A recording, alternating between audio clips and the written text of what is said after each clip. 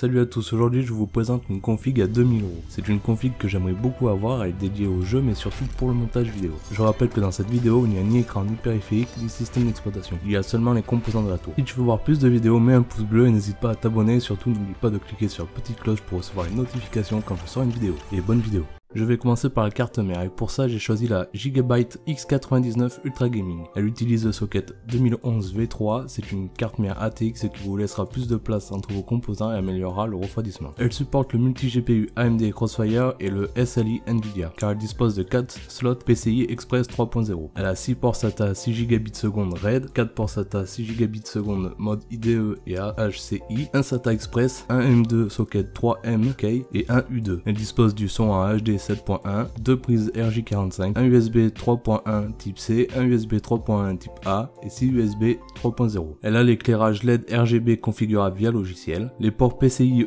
et DIMM sont renforcés en acier. On peut mettre jusqu'à 128 Go de RAM de DDR4 et elle est disponible au prix de 299,90€. Pour aller avec cette carte mère, j'ai choisi l'Intel Core i7 6800K qui est un processeur de la 6ème génération. Il utilise le socket 2011 V3, c'est un hexa-core, c'est-à-dire qu'il dispose de 6 cœurs. Avec ce processeur, vous n'aurez aucun mal à faire tourner vos jeux et il est excellent pour le montage et l'encodage des vidéos. Il a une fréquence de 3,4 GHz, mais peut être boosté à 3,8 GHz pour les jeux les plus gourmands. Il consomme 140 watts. Attention, ce processeur est vendu sans anti-rad. Il est disponible au prix de 479,90€. Pour le water cooling du processeur, j'ai choisi le LeakMax 240 de chez Enermax. Il offre d'excellentes performances et il est silencieux. Il est très bien fourni car les supports de AMD et Intel sont présents dans la boîte et peut se monter sur la plupart des sockets. Le nom de la marque sur la pompe s'allume en blanc. Deux ventilateurs de 120 mm sont fournis avec le radiateur. 3 modes sont disponibles, silence, performance ou overclocking. Et il est disponible au prix de 79,90€. Pour la RAM, j'ai choisi de prendre 4 barrettes de 4 Go HyperX Predator pour un total de 16 Go. Il faut toujours préférer le dual ou le quad channel qui permettra de traiter plus de données en même temps. Ici, ça sera du quad channel.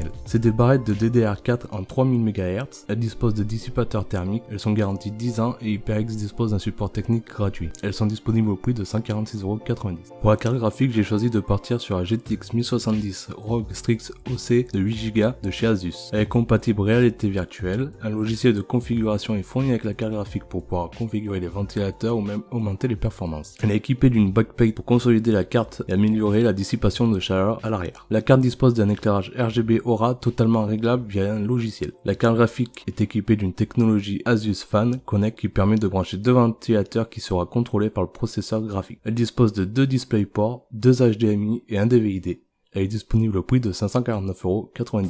Pour faire tourner cette petite config, j'ai choisi un SSD de 240 Go de chez KFA2 qui permettra de mettre le système d'exploitation et les jeux pour une optimisation maximale. 560 MO seconde en lecture et 500 MO seconde en écriture. C'est un excellent rapport qualité-prix. Attention, ce SSD est livré sans accessoires et il est disponible au prix de 59,90€. J'ai également ajouté à ce SSD un HDD pour y mettre tous mes fichiers. J'ai choisi le Western Digital Caviar Blue de 1TB, disponible au prix de 51,90€. Pour faire tourner cette config, j'ai choisi le RM650X de chez Corsair. C'est une alimentation de 650 watts. Elle est certifiée 80+ Gold. Cette alimentation dispose du mode de ventilation à 0 qui permet de mettre le ventilateur à l'arrêt pendant une exploitation en charge faible ou moyenne. Le ventilateur PWM sera contrôlé en fonction de la température et ajustera sa vitesse. Il dispose de systèmes de protection multiples intégrés. Elle est entièrement modulaire et elle est disponible au prix de 119,80€. Et pour mettre toute cette config, j'ai choisi le H440 New Edition de chez NZXT. C'est un boîtier de taille moyenne en blanc et noir. Il est livré avec 3 ventilateurs 120 mm en façade et un ventilateur de 140 mm à l'arrière. Il dispose du fenêtre latéral pour admirer la config. Sur le dessus, il y a une connectique complète, 2 USB 3.0, 2 USB 2.0, port micro, port casque, ainsi que le bouton de démarrage et de reset. Elle peut accueillir des cartes graphiques jusqu'à 29 cm de long avec les cages HDD, mais jusqu'à 42 cm de long avec les cages HDD enlevées. Les cages sont indépendantes. Ce boîtier est compatible avec le water cooling. Un hub PWM pour les ventilateurs est fixé à l'arrière du boîtier et il est disponible au prix de 139,90€.